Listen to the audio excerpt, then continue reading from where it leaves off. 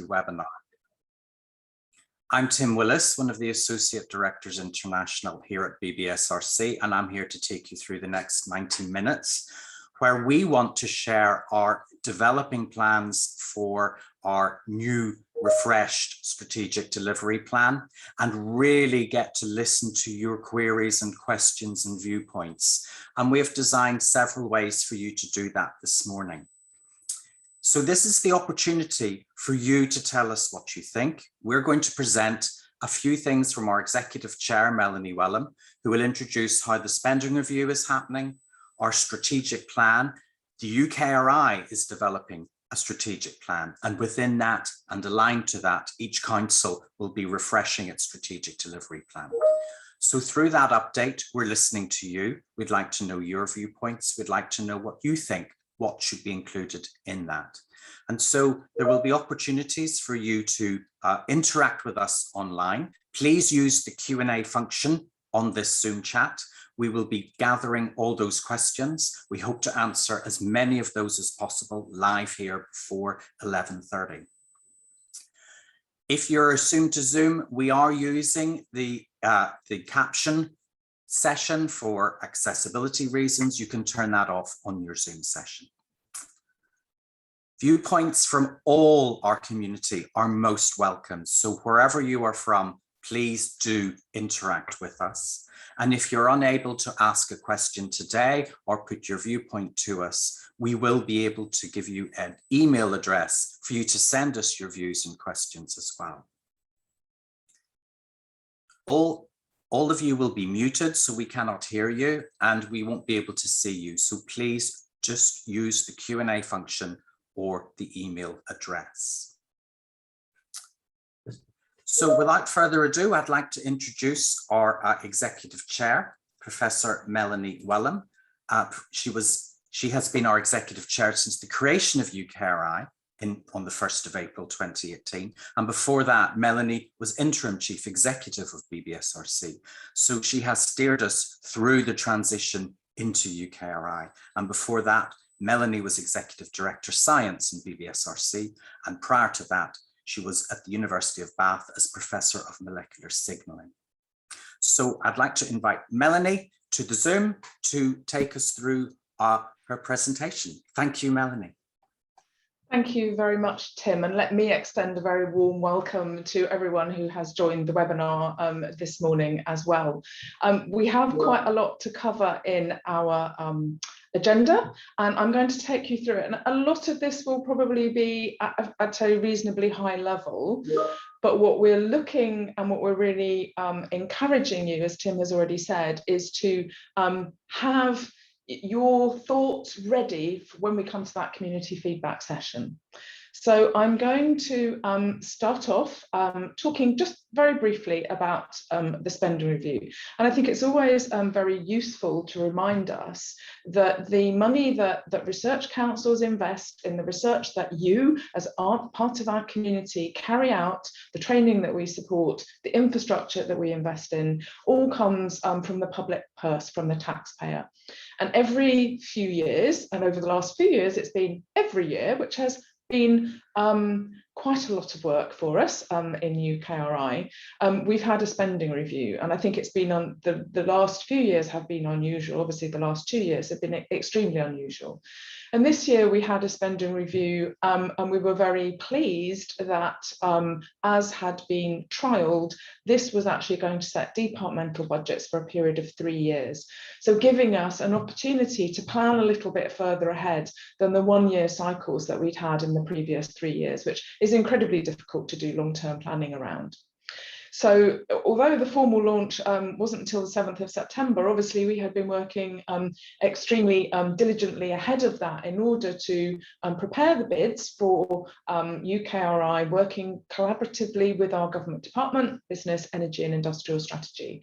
And that information was submitted. BEIS identified 4 big departmental themes around enterprise, net zero, innovation and fighting coronavirus. On the 27th of October, the Chancellor sort of announced the outcomes of that spending review.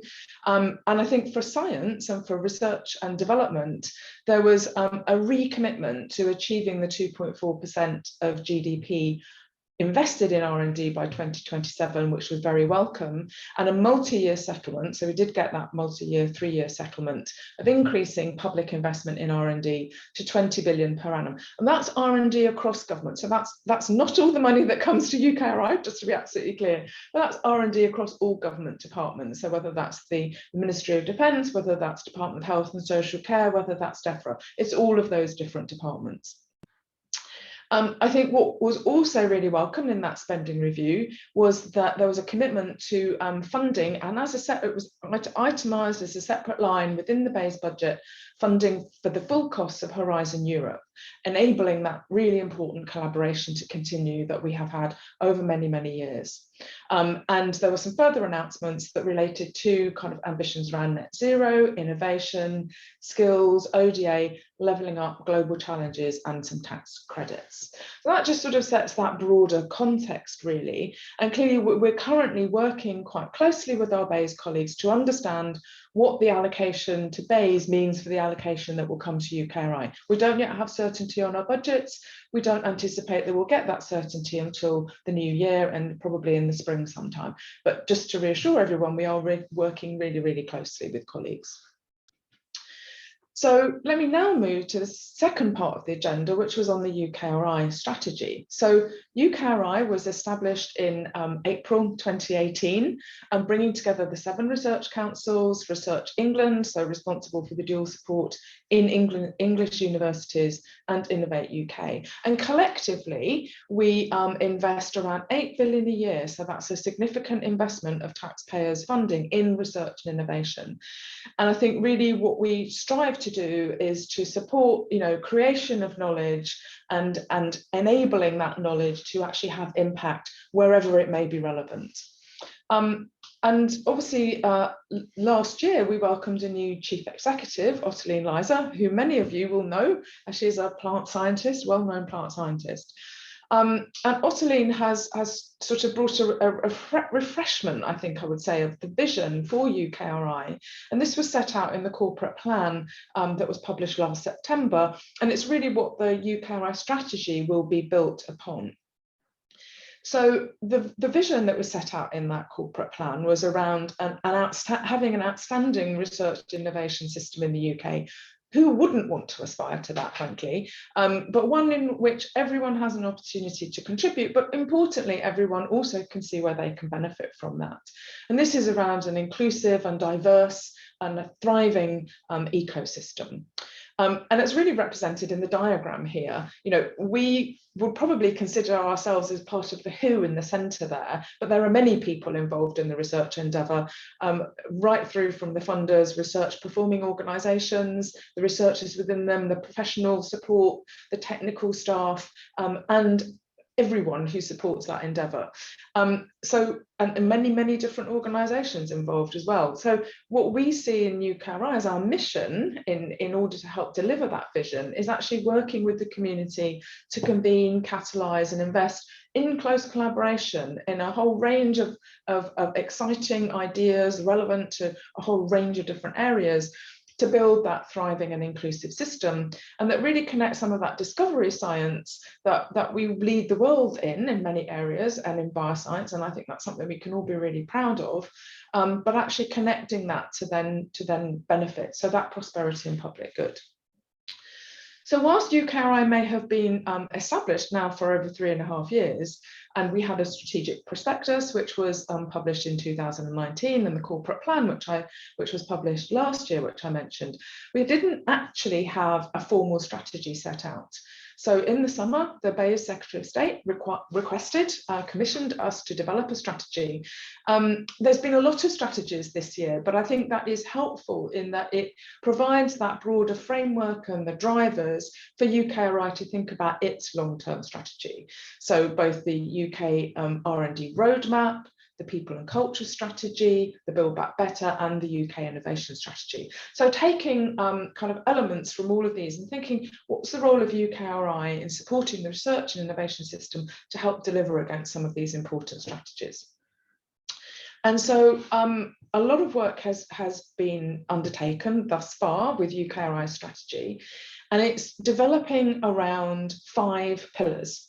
And these are guided by the 4 guiding principles that UKRI has set out, which are around diversification. So diversity provides benefits in terms of productivity and creativity of ideas and sustainability. So it's really important part of our considerations. Connectivity, connecting people across the system in new ways, supporting that connectivity to help deliver against some of our ambitions. Resilience, I think the pandemic has really tested resilience of the system, and we recognise that we have to build a resilient system which is sustainable. And clearly engagement is a really important one of our principles, and I guess aligned to that principle very much is this community webinar today, where we're able to bring a broad range of you together and for you to have the opportunity to share your ideas and feedback with us. So in terms of those 5 pillars then, we have one which really focuses on the system. It's really fostering a world-class research innovation system. You know, by many metrics, a number of disciplines in the UK are world-leading or in the top 3.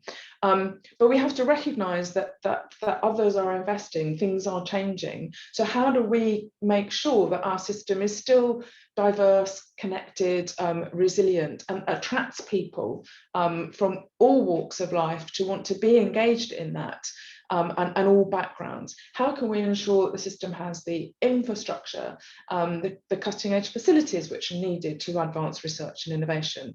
And whilst I'm not a fan of the term global science superpower, this is something which government is really wanting to promote and to enhance. We have to think about our system and how we can continue to attract global talent, because talent is mobile.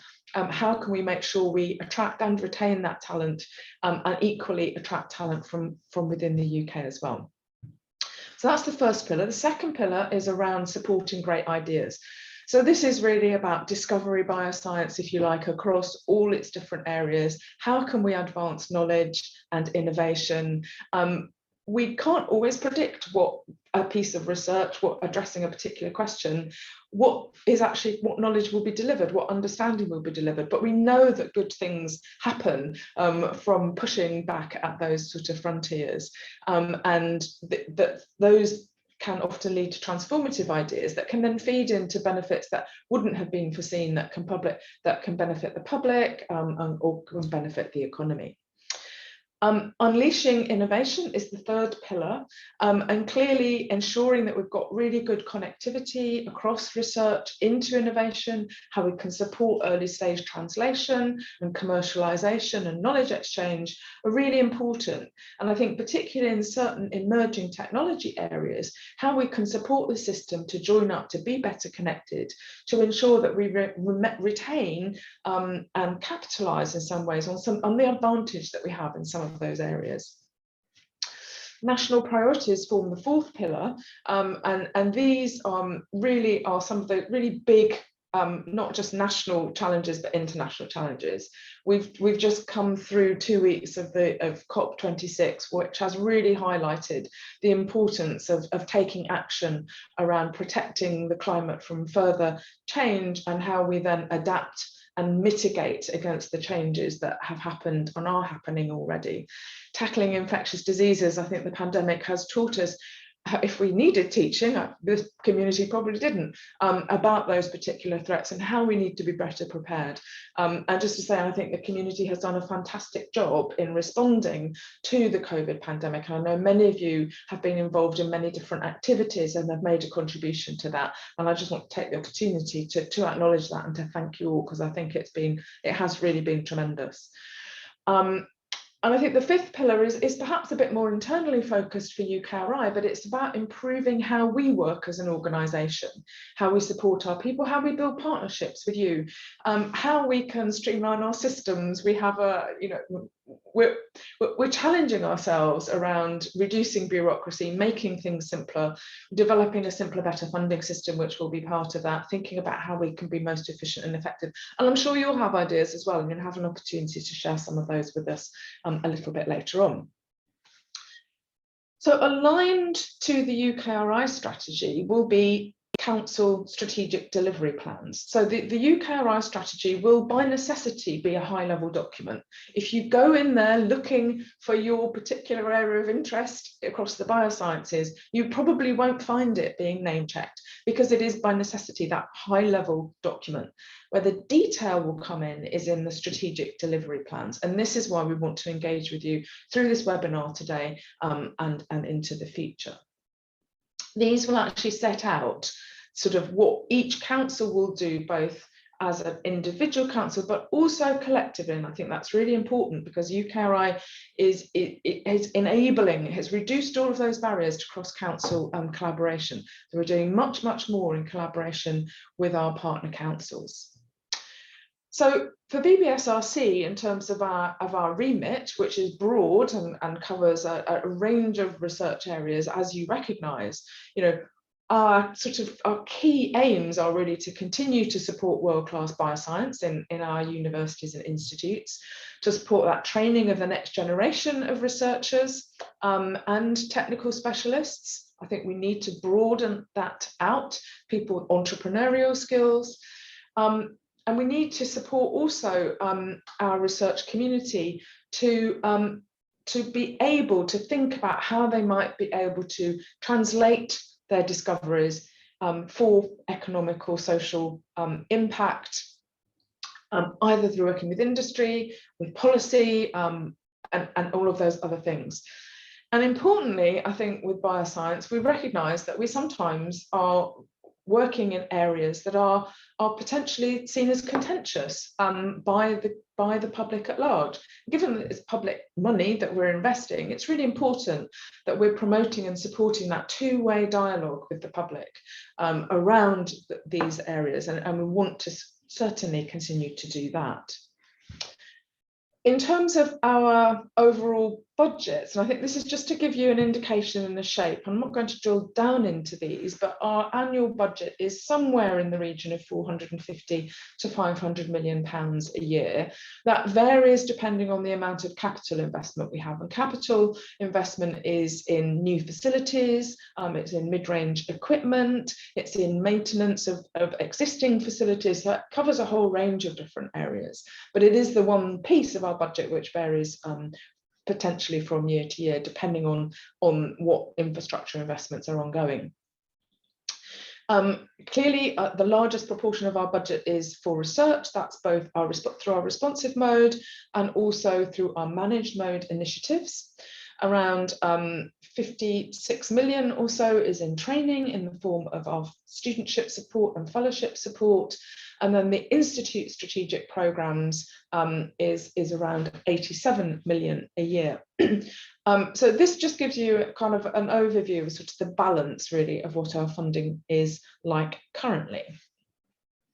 And in our 2019 delivery plan, which is the one that we'll be refreshing into our 2022 strategic delivery plan, we kind of set out this as our vision about pushing back the frontiers of bioscience to deliver a healthy, prosperous and sustainable future.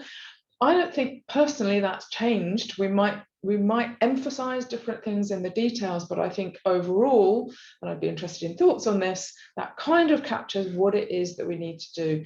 And if anything, I think some of those things are actually dialed up around the sustainable future piece, and I'll come on to that.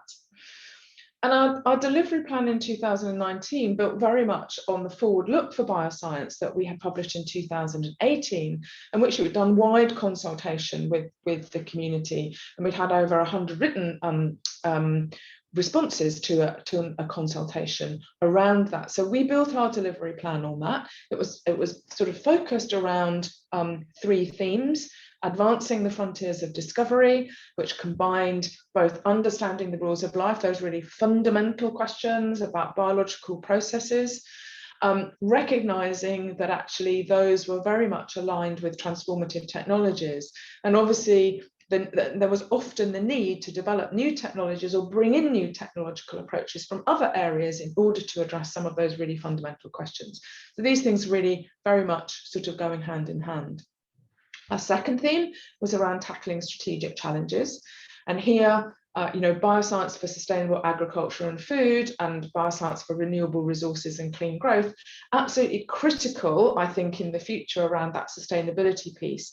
And I'm really delighted that we were able to showcase some of the research. Some of you maybe have been involved at COP26, at the UKRI stand, and I want to thank the team in BBSRC for all that they did there. And my colleague Amanda Collis, who will be joining us on the panel, was able to attend COP for a week and really kind of absorb what was going on. So this will really shape, I think, those sort of two areas as we're going forward.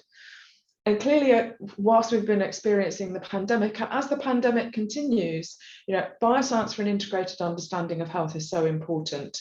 The risks, the threats posed by zoonotic transmission, the risk posed by antimicrobial resistance, a pandemic in slow motion, as I've heard it referred to, really important areas within those strategic challenges. And of course, we couldn't deliver any of that unless we were building on strong foundations and investing in people, investing in infrastructure, and importantly, working in collaboration and partnership and promoting that knowledge exchange piece. So that was in 2019. We're nearly at the end of 2021, and things have moved on quite a lot. And the next slide is quite a busy slide, but I think it's a really important slide for the discussions that we're actually going to have and asking you for your reflections. So as part of the spending review process and as part of our strategy development work, we've been working really closely with colleagues across UKRI for the last 18 months, really, both for the spending review last year and the spending review this year, on thinking about some of those really cross-cutting areas where we need to bring disciplines together. We need to harness the different skills and expertise in those disciplines to really be able to bring the right skills together to start to tackle and address some of these particular areas.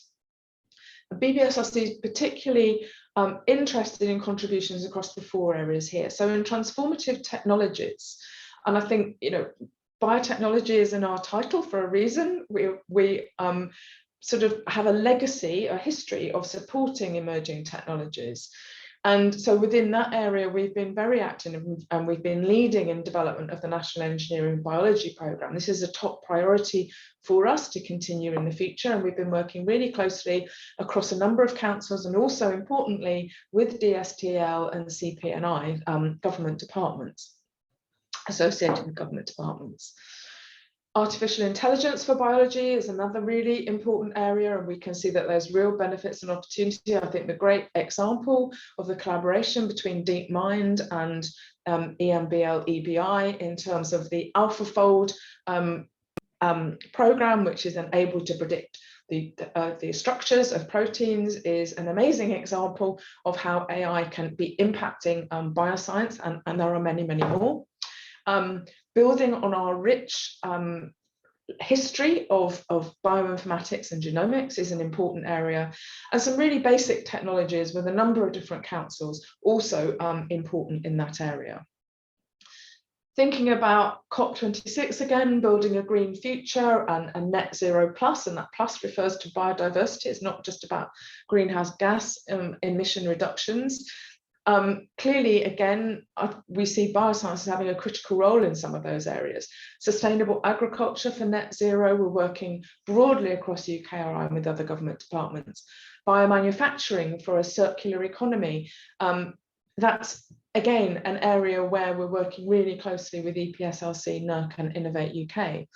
Sustainable agriculture and for increased biodiversity is a programme that we've been in discussions with NERC over a number of months. And One Health approaches to ensure food and nutrition security is also another component of that building a green future. I've already sort of touched upon tackling infections and how brilliant the response has been of the UK community to the responding to the COVID pandemic.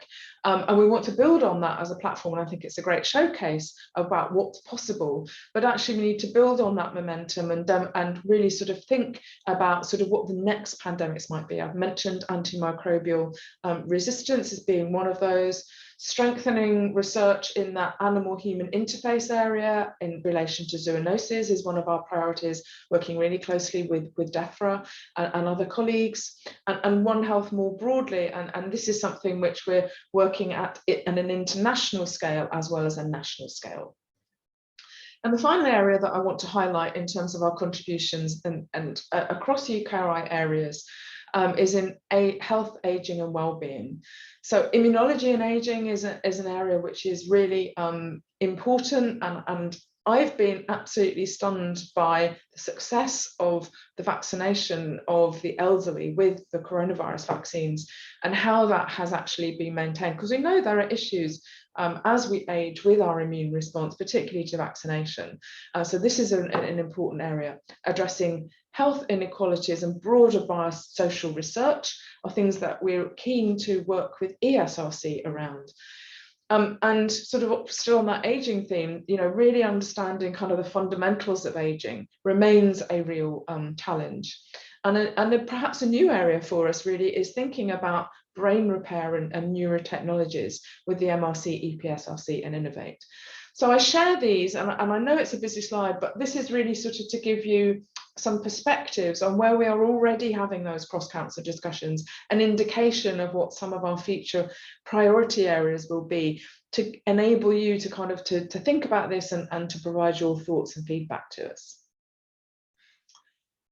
Earlier in the year, in preparation for sort of thinking about our next strategic delivery plan, we held an annual strategic workshop which brought together our council members, chairs of our advisory panels, of our responsive mode committees, directors of institutes, colleagues from our strategic partner universities and other key stakeholders. And at this workshop, and some of you may have been there, we sort of explored the relationship between BBSRC's vision and strategy for bioscience, what our distinctive role and offer might be, if you like, in terms of the UKRI vision and mission, and how we can consider what some of partnerships and connections we need that are really important for our continuing success. And I just share a few of the key outcomes. We have a full report on this, but in terms of what some of those key outcomes were, which are sort of informing our thinking already in terms of our next strategic delivery plan. You know, bioscience is really critical for tackling major threats to humanity. I think we've seen that, whether it's health, whether it's food, whether it's thinking about a net zero future. And I think there was an encouragement for us to think about, you know, being on the front foot and horizon scanning in those areas to make sure that we are there and ready when the opportunities arise, or to create those opportunities ourselves, I would say. We also had a strong steer that we need to think about what the appropriate balance is between sort of blue skies, discovery, curiosity-driven research, bottom-up, if you like, and that more sort of strategically inspired or challenge-led, targeted top-down research. That's a really difficult question to answer, but thinking about that balance is clearly really important, as we need to maintain the health of our research base, to develop the specialist expertise, but we also need to harness that to tackle some of these challenges. A collaborative and connected UK bioscience community that is more diverse, interactive, enabling team working and knowledge sharing was another one of the key outcomes from our annual workshop, and that very much aligns with the work that I'm doing in my role as People, Culture and Talent Executive Champion for UKRI, and thinking about the system more broadly. And there was also a key theme that emerged around how we can really support and enable and drive engagement with the innovation sector, both within the UK but also internationally. So those are some of the things that we've taken away from that workshop and that we're building into our thinking. So as we sort of start to approach the time when we're going to go over to you for your feedback, these are some of the questions that we are going to be asking for your views on. Hopefully they will appear in the chat as well, so that when my slide moves on, they're still there for you to consider. You know, Are there areas that you would like BBSRC to focus more on? And if so, kind of what are they and what's the rationale? Are there any emerging research areas that are missing? What opportunities do you see for working across disciplines that we may not have captured in those? And I recognise that it's quite high level and there's quite a lot of information. And how could we work differently as BBSRC to support bioscience research? So we'll be gathering your thoughts on these in a little while. But I want to then take us through to a little bit more information on our strategic delivery plan work. So I set out our previous delivery plan, which was sort of structured around three themes, and I think that has worked really well for us. It's very clear, and we can have a strategy on a page, if you like, which has been great. But clearly now we're moving towards nesting our delivery plan within UKRI's broader strategy. It's important, and all the councils will be taking this approach, that our delivery plan maps onto those 5 pillars that are set out in the UKRI strategy. So in terms of that first pillar that I talked about, fostering a world-class research and innovation system, our current thinking is that, you know, if we want to support that system for a more diverse, resilient, connected research endeavour, the things that we will look to deliver as part of that would be our continuing support for people and talent, how we can support development of a positive research culture within bioscience. There will be system-related things, obviously, which are part of that, but there will also be bioscience-related things. Thinking about the collaborations that we have, the international partnerships that we have as part of this, the research and innovation infrastructures, those capabilities, making sure we've got the right capabilities, making sure that we're aware of what the future capabilities are that we're going to require. And within all of this, we also need to think about environmental sustainability, and UKRI published a sustainability plan last year, and each council has its own action plan associated with that. If we move on to the second pillar, supporting great ideas, wherever we find them, I think that is a really important piece. That's something that we've always mandated. That's something that we've always had as one of our values, supporting excellence wherever it is found. So this is supporting discovery science through our responsive programs, through our strategically supported institutes, supporting transformative technologies. I've mentioned the National Engineering Biology Programme as one of our key priorities, AI for biology, frontiers in genomics and bioinformatics, those areas. There may be others, let us know. And that understanding of the rules of life is really sort of underpins that discovery science, really. And I think it's very broad and it goes across multiple scales. And you know, I think our commitment to continue to support that really fundamental creation of knowledge and understanding will continue through our new strategic delivery plan. With the third pillar around unleashing innovation, this is around how we can support and enable innovation, how we can make sure that, you know, the great science that we have, the great discoveries that are made, can actually be where there is potential for them to inform new areas, to be translated, to exchange that knowledge. How can we make sure that we've got an environment that's supporting that? So working with businesses, pre-competitive collaborative R&D programs, responsive opportunities, thinking about translation, how we support bioscience research translation, particularly that early stage, and we've done that through some of our follow-on funding. Thinking about innovation places, and I think here some of the research innovation campuses that we invest in and that have been created around our strategically funded institutes are really interesting. But how else can we build on some of those partnerships to really ensure that we are seeing innovation right across the UK? And thinking about sort of enterprise and supporting our researchers and through our training programs, supporting those who are interested in enterprise and entrepreneurship, and also looking at how we can support the system more broadly to increase the creation and emergence of new ventures and new companies. The fourth pillar, and this is about putting the UK at the forefront of solutions for global challenges. And I would say that, you know, bioscience is really critical to a number of these areas. And I've already referred to sustainable agriculture and food, renewable resources and clean growth. And whilst I have net zero under emerging priorities, clearly agriculture and food and renewable resources and clean growth, how we're actually going to transform existing industries, move away from fossil derived fuels and replace those with bio-based processes and advanced biomanufacturing, you know, building on the expertise that we have in synthetic biology through the engineering biology program. All of those things are going to be really, really important. And I don't think I need to state again how important that bioscience for an integrated understanding of health will be, and how these map across those broader UKRI cross-cutting themes as well. And the sort of the fifth pillar then is sort of, as I said before, is more around UKRI and how we actually work together, how we support our people, how we work with you, how we communicate, how we engage. Being efficient and effective, so reforming our business is a really important cross-UKRI programme involved in that. How can we support equality, diversity, inclusion? We are working on a UKRI EDI strategy, which will be going out for broad consultation in December, and we encourage you all to engage with that.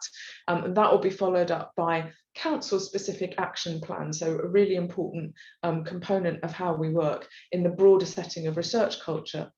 And of course, we need to think continually about how we're measuring and monitoring progress and how we're evidencing and evaluating the research and the outcomes of the research.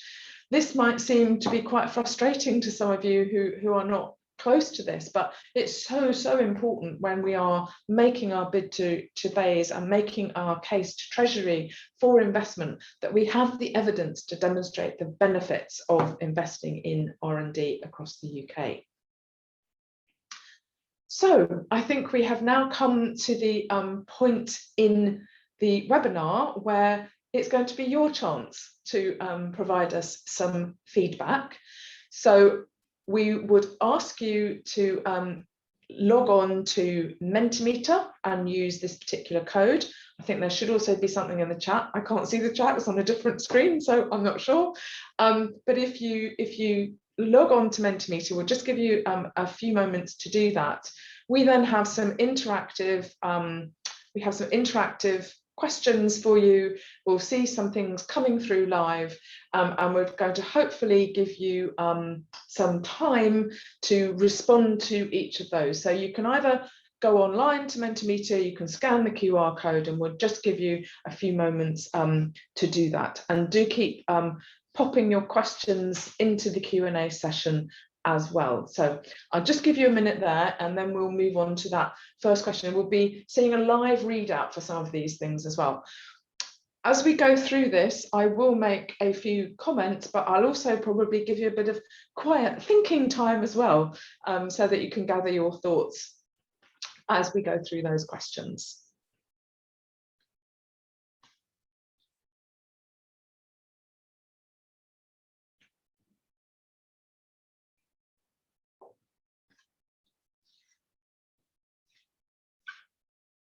Okay, so we have the first question live here, and I think I have some instructions here to oh, it's lovely, I can see everything moving in front of me. And when we then go to the next slide, you will need to click, the attendees will need to click on go to next slide at the top of the screen when it says the presenter has changed slides, just so that you can get on to the next one. So give you a few moments that we can kind of see this in real time.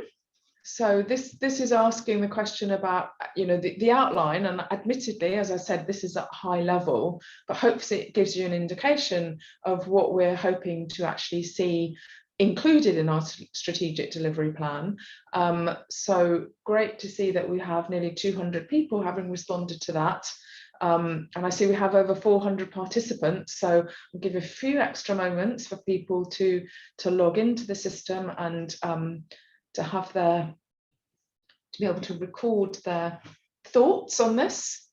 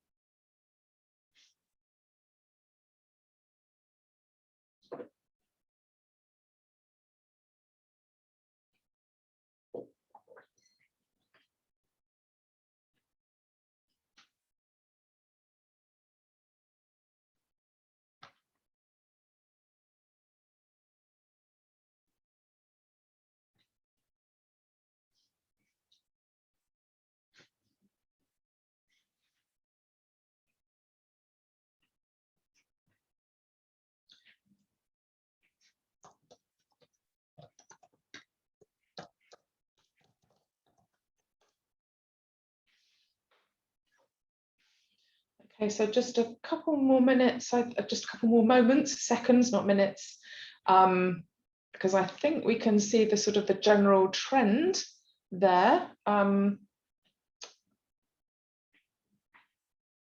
So I can just see a question that's come up. Will we have a chance to provide this feedback later?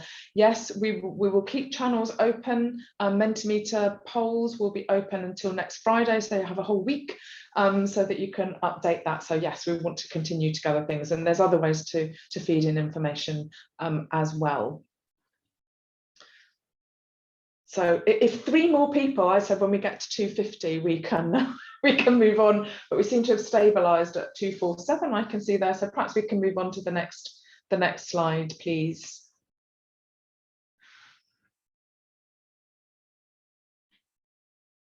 Okay, so the next question, and I'm going to give you about 3 minutes to answer each of these. I'll have a little timer here. And we will start to see information arising. Are there any areas that you would like BBSRC to focus more on in the future? Just open question. Really grateful for views.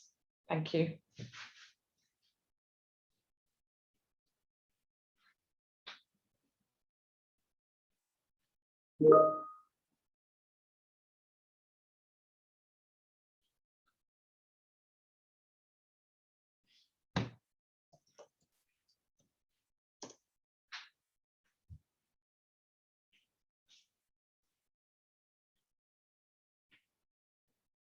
Okay, so we can see a number of things coming up there.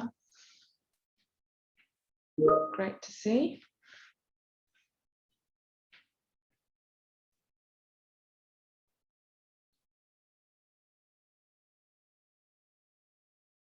Okay, we've already got 93 people who have, I think, have put comments on there, so we're getting lots of information here. Okay, biodisposal has just come up as an interesting term. We haven't seen that come up. Thank you.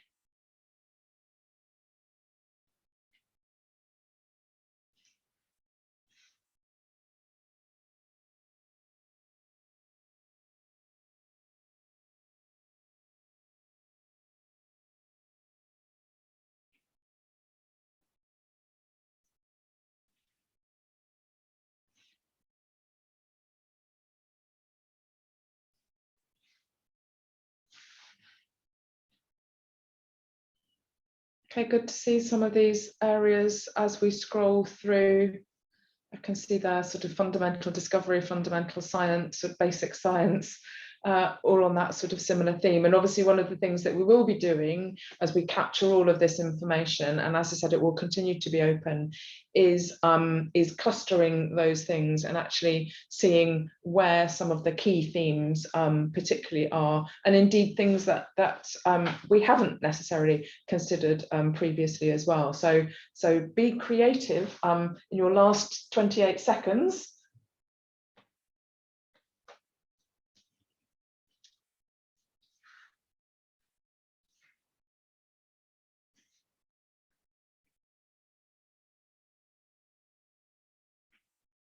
Okay, I'm seeing pump priming, so that's ideas for how we support research, support for early career researchers, absolutely really important area.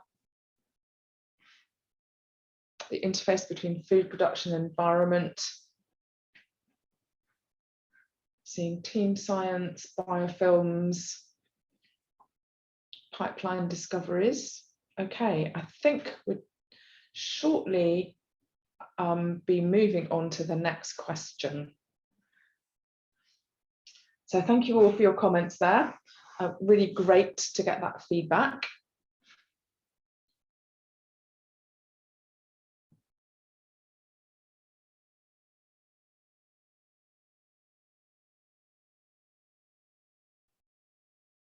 Okay, so voting on that one is now closed, but as I said, there is still an opportunity to continue to feedback. So if you've got other ideas, if you think about other ideas, then you will have an opportunity to provide those. So the next question is then, are there any emerging research areas which you consider that we haven't mentioned, that might not be because we haven't thought of them, but we just haven't sort of name checked them today, and obviously we haven't had a chance to go into huge amounts of detail, but again, invite sort of thoughts here. They might be emerging areas that you're working in or that you're aware of. So this will actually come up as a word cloud.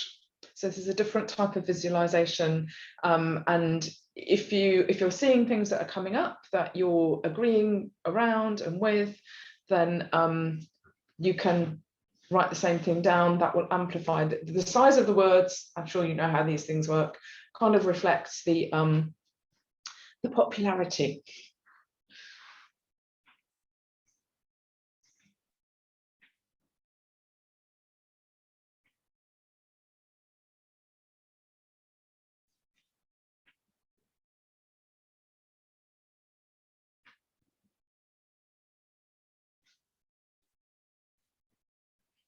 Okay, so I can see some things coming up. The microbiome is still very prominent. I can see alternative proteins. So I can just flag that I've been working with Fiona Fox at the Science Media Centre, and she'll be hosting, the Science Media Centre will be hosting a briefing session on alternative proteins early in the new year. So that's quite exciting. It's a very topical area, which many people are very interested in, as one of the kind of the themes around how we can move towards sustainable food production.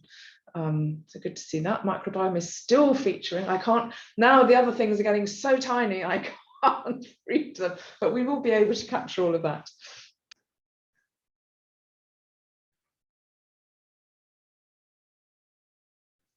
Okay,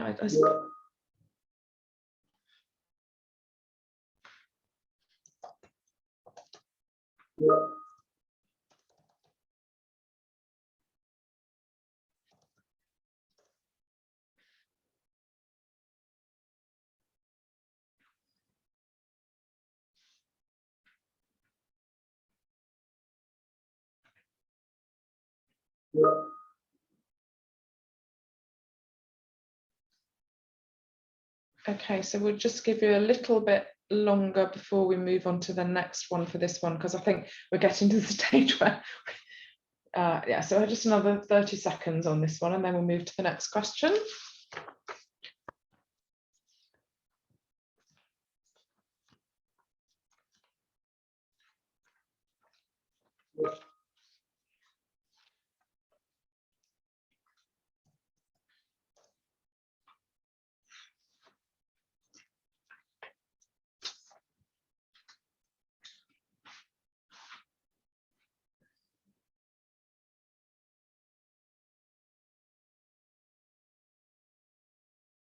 Okay, so interesting, we're seeing aquaculture, planetary health coming through there as well. Now everything's getting blurred, like that's strange. Data analysis, bioinformatics, data visualization, machine learning, sustainability, neural networks. Excellent. Okay, we're just about to be moving on to the next question. So the next question, which you'll remember need to click over to, is what opportunities do you see for working across disciplines in your field? So thinking about, you know, kind of the research questions that you're addressing, where do you see that going in and working across disciplines?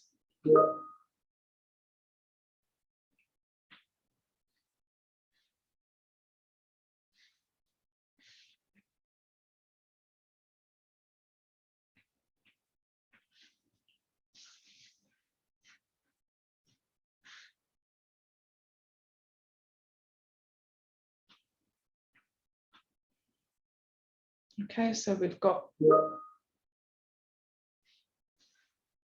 biorenewables, biomaterials, computational biology, chemistry, ecology, One Health, chemistry coming up again, bioenergy, biorobotics. Interesting.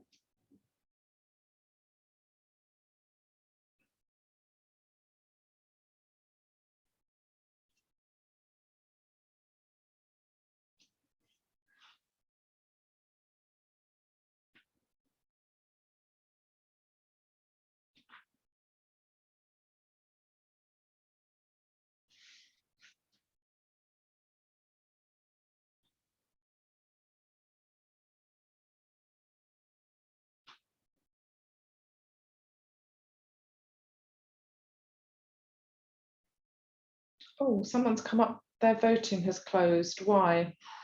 We'll look into that. I don't know.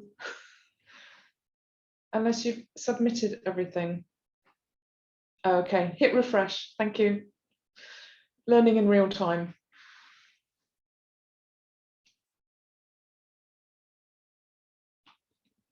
Okay, so there we have UKRI grand challenges. Yeah, absolutely, across many sort of different areas.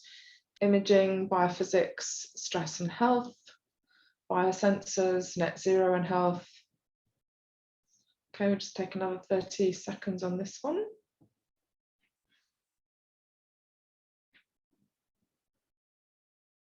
Public engagement across disciplines.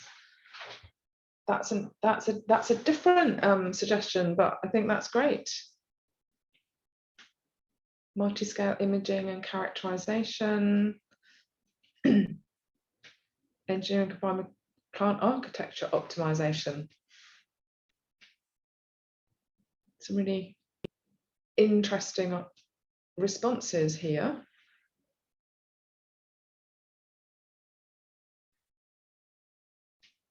Okay, so I think we will shortly be moving on to the final question that we have in this area. So some coming up there on health, human health, exercise, research and health, public health, skin health, planetary health. Okay.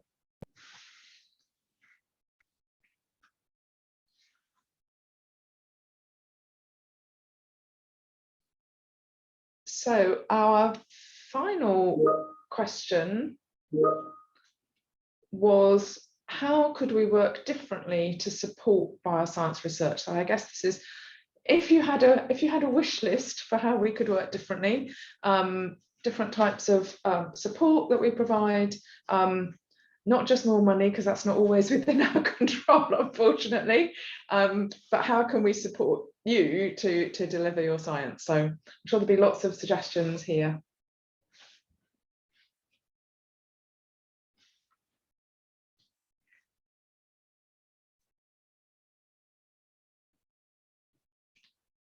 Okay, so we've got things around support for early career researchers, grant length, EDI, absolutely faster decision making, longer grants, pump priming, so sort of two sides of the coin, ideas grants, faster turnaround, longer noticed on managed calls. Point taken, it can be challenging sometimes. We can come on to that in the Q&A. Funding success rate, that's obviously a factor of how many applications we receive and the amount of funding that we have available. More fellowships, quicker. Okay, I'm seeing a theme coming through.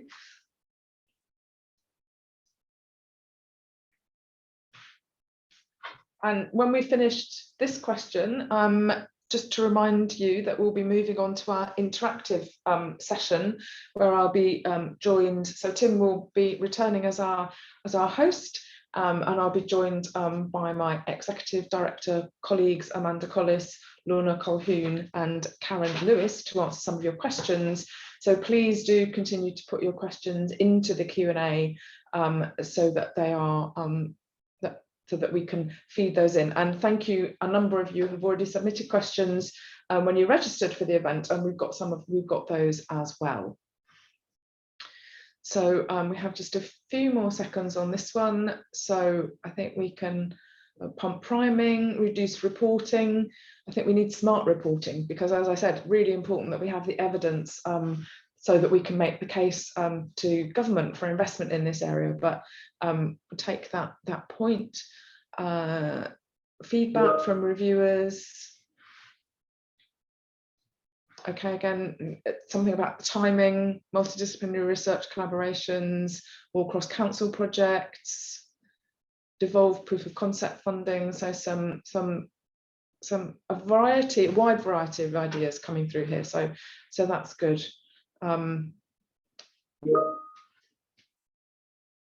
Okay, so improving peer review. I'd be interested in your views on how we should approach that.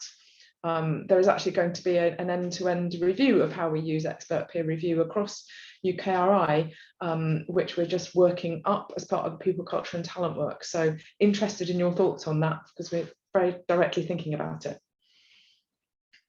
Okay, reducing bureaucracy, we're working on that.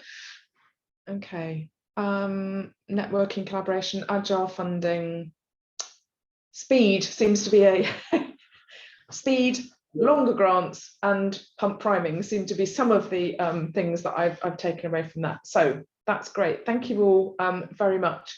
As I said, you can continue to submit ideas and thoughts and feedback. I know that we're just capturing sort of very sort of snapshots here, but if you've got something more to say, then I think we would be really welcoming of receiving that information.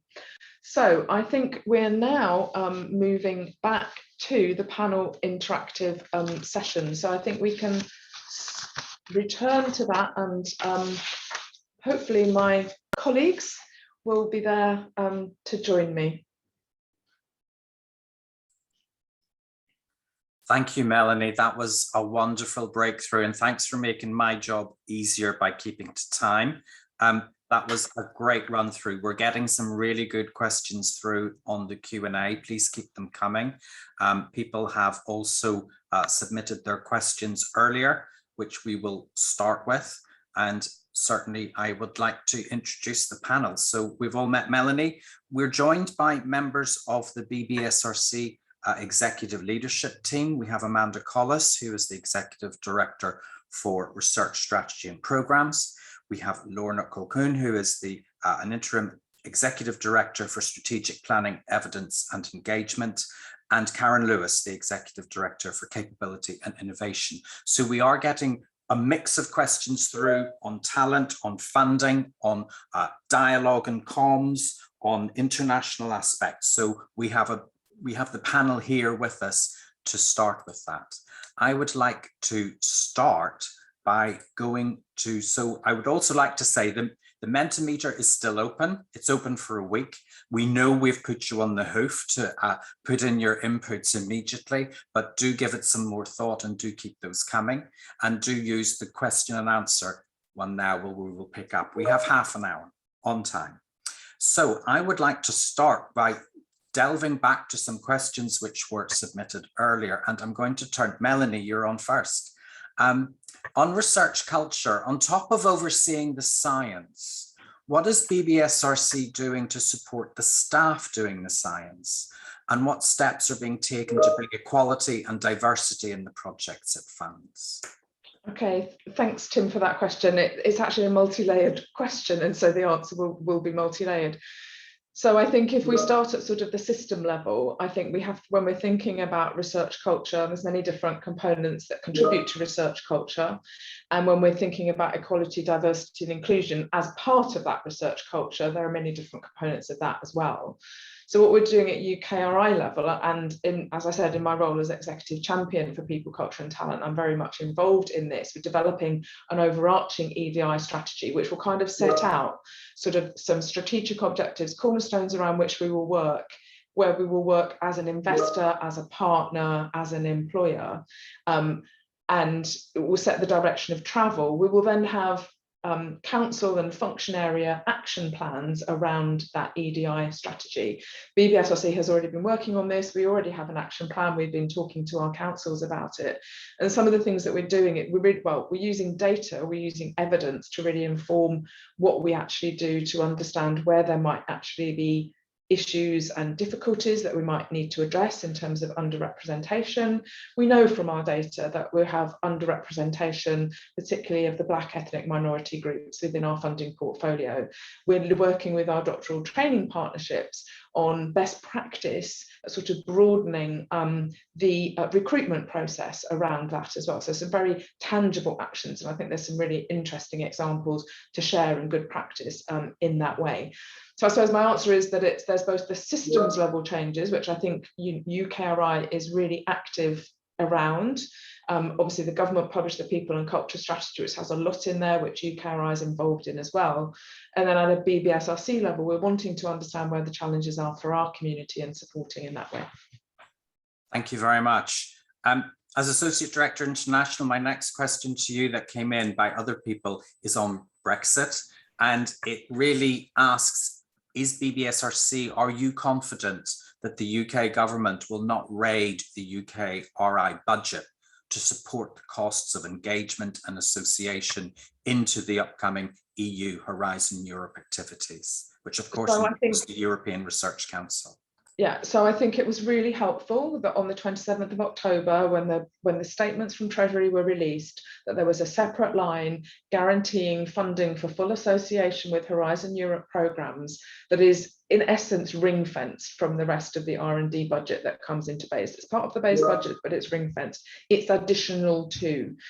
That was a really welcome clarification. And clearly, and I'll say it because I know it will be on people's minds, we are ready to associate. We are wanting to associate. We've got the funding for that full association. But should, for some reason, political, we are unable to associate, then that funding is guaranteed to support R&D, government R&D. So I think, again, that is a really important factor and has moved us on from a year ago. So I'm as confident as I can be, but some of those decisions are way above any of our pay grades. Yes, so the funding is separate to UKRI. It will remain so, and it will always be there regardless of the outcome of political negotiations, because association is covered in the totality of our Brexit negotiations. Thank you. I'm going to turn to Amanda and a question on the pandemic, and this has been coming through a lot on the Q&A as well. So will we be learning from research funding practices during COVID? Okay, thanks, Tim. And I've been watching the Q&A and the comments in the chat and also the Mentimeter as well. And I think there's a real theme in there around that quicker in terms of the I suppose the peer review and the approach to decision making. And it takes me back to kind of April, May, June 2020, when we were in the midst of that first lockdown and the launch of the UKRI rapid response call, where we were actually turning around kind of funding decisions. Actually, I think it was in about 2 to 3 kind of weeks.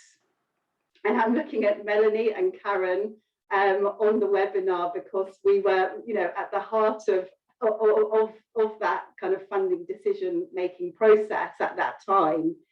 So I think there is a piece there that COVID-19 and the UKRI's response to COVID-19 gave us a whole wealth of experiential kind of new ways of working. So I think that is one. Another piece that I'll pick up on as well, and again, coming back to the UKRI rapid response call, was the way it kind of mobilized both disciplinary and multidisciplinary approaches to the pandemic. And I think there was some real learning in there that we can then take forward, for example, into areas, whether that's something like tackling infections, whether we're thinking about climate change, net zero, etc., those kind of national priorities, and where we might need to actually just really mobilize across research and innovation and in partnership. So I think there was a huge amount that UKRI really learned through the COVID-19 pandemic in terms of processes, in terms of approaches that we can draw on going forward in terms of meeting particularly, I would say, national priorities and also global challenges. Thank you very much. Another theme we had both in the pre-submitted questions and in the Q&A right now is about responsive mode processes. And can I ask what improvements will be made to responsive mode grant application reviews and the overall success rate? Yeah, thanks, Tim. I'll talk a little bit about the reviews first, and I think I'll come on to the success rate piece afterwards. Because again, I think looking back over the last kind of 18 months, there have been, I would say, times of kind of perturbation in the system in so many different ways. But in ways, if we think about that through the lens of the actual number of applications submitted, we saw kind of peaks, really high peak at kind of what was 20 RM2, so September 2020 assessment, and then some kind of perturbation after that, some dropping off, and now it's kind of leveling out back to a much more kind of business as usual situation.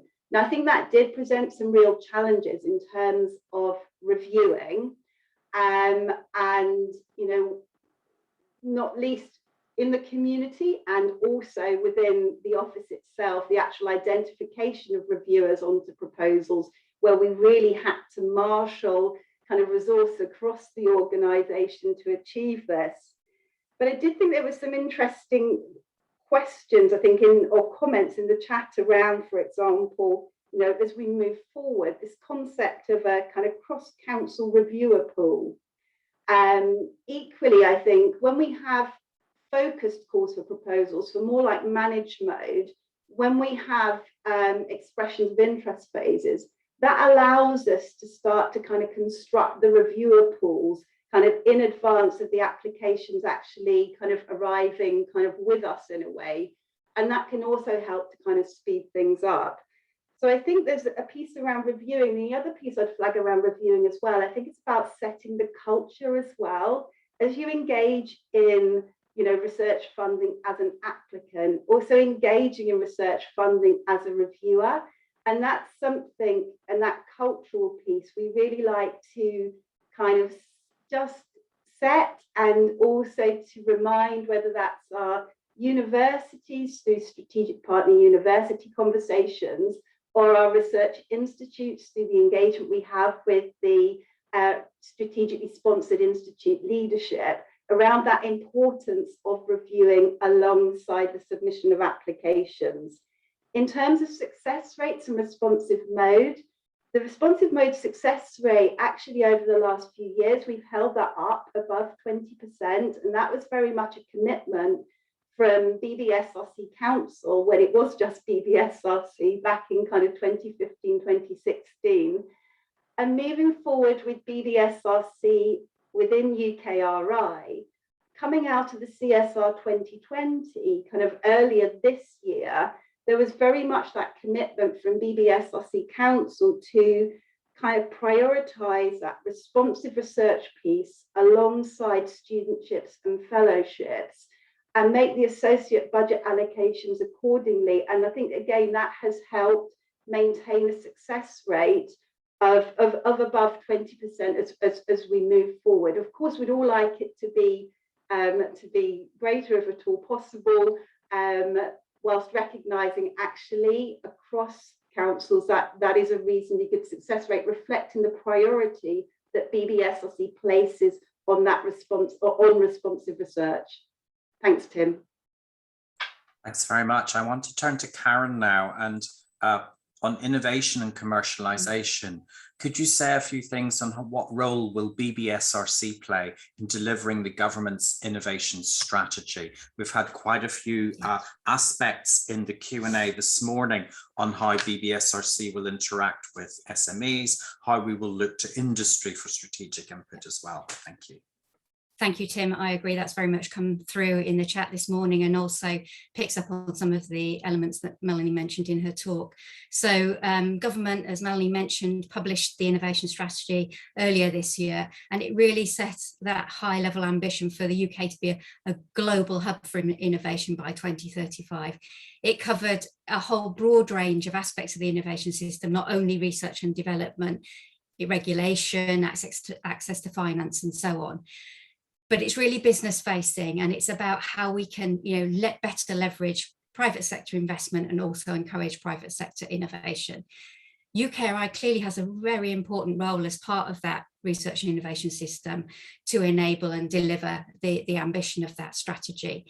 And it's really important within that the various roles of the component parts of UKRI recognise. Some of the themes we've talked about today of the Research Council, including BBSRC, really engaging with business, supporting discovery science to move through that translation to enable innovation in the private sector, but also recognising Innovate UK's specific role in investing directly in business.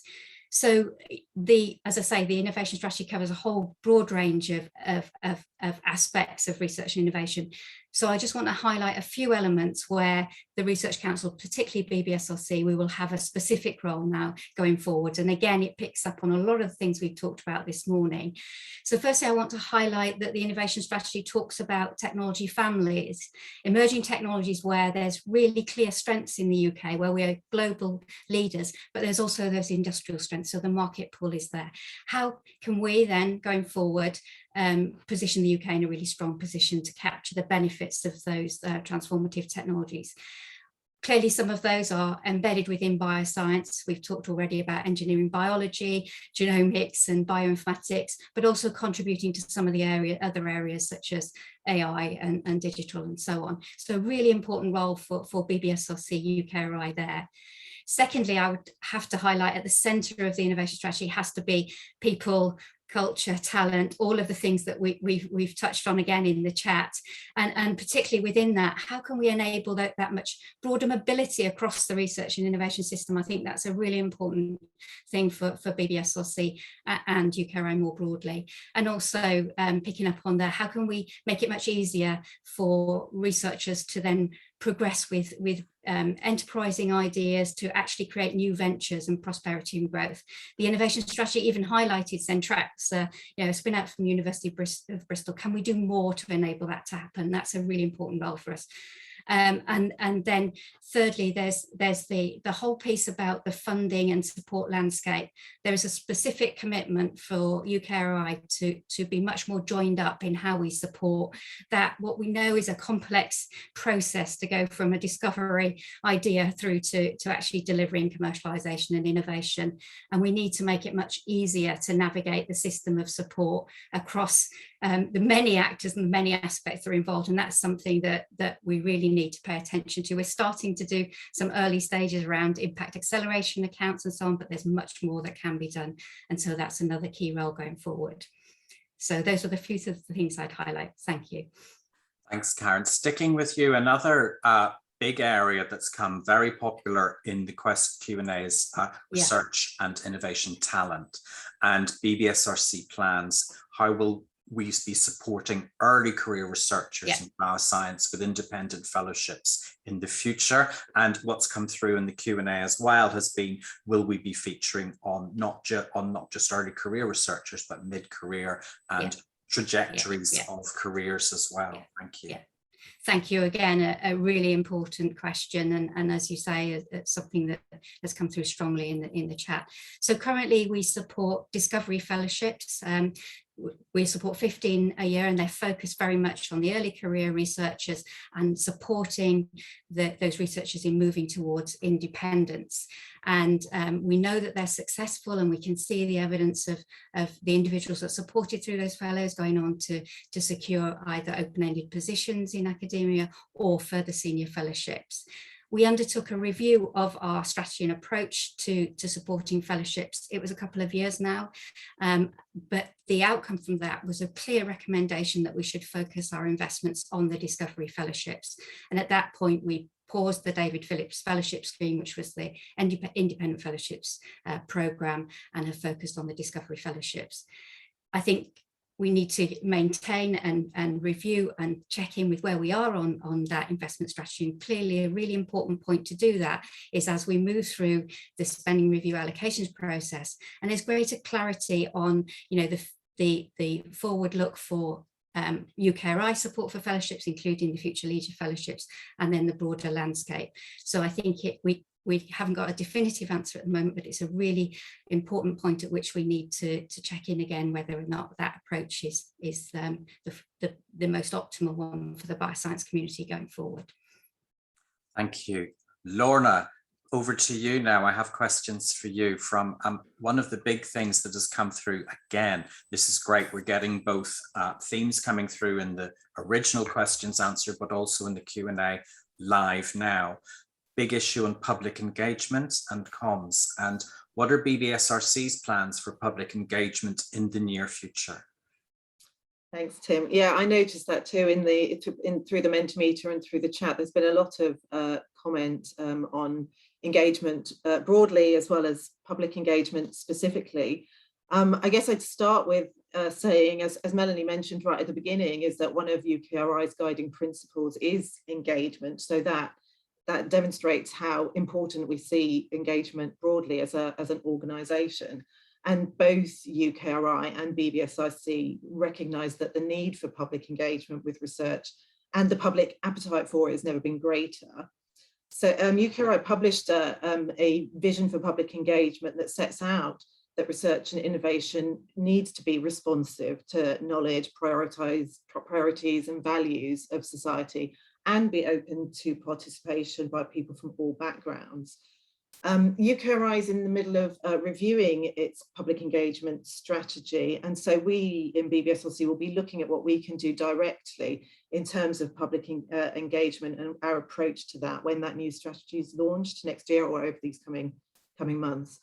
I think I'd also just mention that we're also looking at whether our online resources that we provide through our website are still useful for their intended purpose.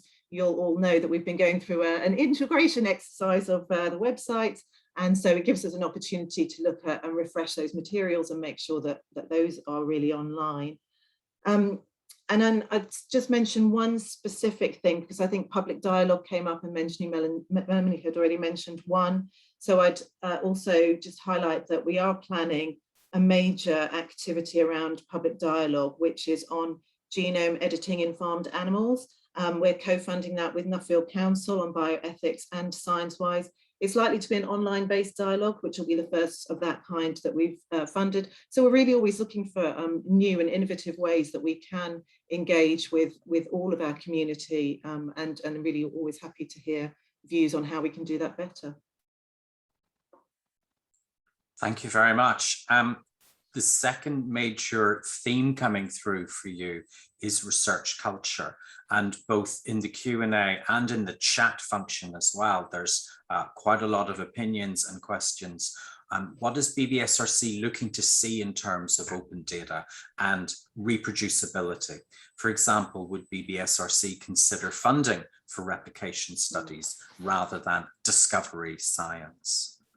Yeah, so both really, really important things to address. So first of all, I'd say that research integrity is really central to a healthy research culture. UKRI sets out really clear expectations about the environment and the ways in which research it supports across all of the councils should be conducted. So, and we do this through our funding policies and also implementing through our terms and conditions.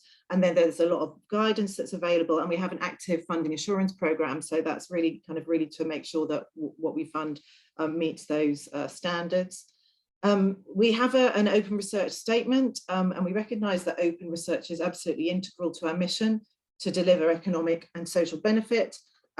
Accessible, transparent, reproducible and cooperative research is essential to underpin quality and efficiency in research process, and we need to ensure that research outputs are readily shared. So I think we support unrestricted access to publication of the research that we fund. We encourage researchers to provide access to methods, data and materials where possible. We're really committed to working alongside key stakeholders, including journals, publishers, our university partners, others, to champion data sharing and open access. So, and then to specifically around the replication studies. So I think BBSRC would firstly encourage you to collaborate with the data originator to further understand that data and the data gathering process, which could inform the reproducibility. And would we consider funding? An applicant could absolutely include studies to replicate experiments as part of a grant application, for example, to validate a result which underpins novel research, performed as part of the same grant application, but it would need to be justified. And so really like making sure that you talk about why that's necessary within that application. Thanks. Thank you very much. It's also my job now to look through the Q&As coming in, and I've seen another theme of multiple questions on ODA, which for others is the role and value of low and middle income countries in our investment portfolio, and the recognition that BBSRC had used government official development assistance, the government's aid budget, to UKRI used some aid budget money under Newton, under the Global Challenges Research Fund to great success. The reduction in the government's aid budget did cause a funding issue in UKRI this year, and also we were very welcome that the spending review has committed to continuing all Newton and GCRF funding commitments, so there will be no further cuts. But the general question is, what for the future? What will be the role of interaction with low and middle income countries for BBSRC investments? Amanda, would you like to answer that, or do you want to fire it back to me? So Tim, as Associate Director focused on international development, maybe I could say a few words and then I'll turn to you maybe for a few more comments if we've got time. So I think it's absolutely, you picked up there about that recommitment to the 0.7% of GNI kind of later on in the spending review period. So it is, you know, valuable, useful to see that kind of that acknowledgement. I picked up on a lot of different angles around ODA in the chat and in the Q&A, but I think also with what's happened over the last kind of really since the beginning of the year, I think we've started to think a little bit more as well around how best we can, you know, bring together and work through perhaps more multilateral international partnerships that capture both developing world and also developed world kind of partnership around, for example, certain global grand challenges. And with that in mind, I'm reminded of when I was at COP26 going back just a week ago, and the launch of an initiative called the Agricultural Innovation Mission for Climate. And that was something led by, and is to be led by, largely the US and the UAE, or rather they initiated this innovation mission, and other countries from across the globe, from Sub-Saharan Africa to Asia, to the Americas, to Europe, have kind of clustered in into this initiative, including the UK. Now, we've got a lot to work through, recognising that COP26 sets the kind of the ambition actually at the conference, and to work through what that actually means in practice. But certainly in terms of the commitments that the UK will make to AIM4C, that is already a combination of commitments that would sit in an international development context and commitments that also sit in a developed kind of partnership context. But I'll leave it there just with a sense of perhaps bringing those two areas together a little bit more than they have been in the past. But Tim, I have to ask you at that point if you've got anything else you want to add because of because of your role really within. I would remind everyone, BBSRC has always had an interactive and proactive approach to working with low and middle income countries. Before Newton, before GCRF, we had really entrenched partnerships with then DFID, now FCDO, and with the Bill and Melinda Gates Foundation and with other important funders of research and capacity building. I'm also struck that it's not just the research that is encouraged, but the partnerships, the capacity building. We look to continue those. The government's ODA budget is not zero. FCDO are planning with our input and with our coordination the future. And so I would just say watch this space. And of course, there are benefits back to the UK as well. If we want resilience in the UK agricultural system, the shocks to our agricultural resilience are happening now, but they're not happening in this country. And so we need to learn of extreme weather events, etc. So yes, it's part of our strategic thinking and will continue. I hope that helps. So moving on, another big issue that came through was on what we do next. How are we going to use today, this morning, into the strategic development? And there's been a few questions about what happens next. I'm going to go to Melanie, if you could just round us up by saying what happens after this huge amount of input. I'll say that in the closing words as well. Thanks, Tim. Well, from where I'm sitting, the last hour and a half has just flown by. It's gone really quickly. And I can see that there's an awful lot of input that we've gathered, both in the Mentimeter, in the Q&A and in the chat, and some of those discussions that are ongoing. So I think there'll be things at different levels, and we definitely do want to take this away, to synthesize it, to reflect on it. And then we do want to feed back to you what some of those key themes were that came out, so that you can see how that's being taken, how it's being taken forward in our own thinking, really. And I think some of it is around the science and what we do, and some of it is about how we work and the things that we can think about. And I was just replying to things in the chat around how we value peer review, reward and recognition sort of more broadly. And Anne, I pick up your points about, yes, workload models, fine, but actually it doesn't necessarily reduce the amount of work there is or that get rewarded for it. All of these things around sort of culture and more systemic things, I think, are also really important about how we work. It is something which, under Ottilie's leadership, we are thinking a lot about. Those of you who know her will know that she's really passionate about this sort of area. So I think feeding into all sorts of different areas. So I think it's both from the science perspective, but also and strategy perspective, but also around how we work and our policies and how we actually work with the system. And I think the thing I would say to finish on is that we're all part of the system. We all have a role to play. If we want a diverse, thriving system, we all need to be making a contribution to supporting that, and actually to supporting the changes, which will address some of the comments that we've sort of seen coming up as well. So I think it's a plea for us all sort of to take a part of that, actually, and be part of that system. And I know many of you are, because you've come along this morning, and that's great. Tim, back to you. I'm going to wrap things up by Melanie. Thank you for taking us through everything. Thank you to the panelists for answering your questions, but a huge thank you to the hundreds of people that have stuck with us online throughout the duration of this webinar. We designed this as an initial trial, if you like, on a virtual process to get input, and we have got it in spades. Thank you. We will be taking that away. We will be analysing it. We will be capturing all the questions that we had no time to answer. We will be hopefully responding in a thematic way to those online and to you.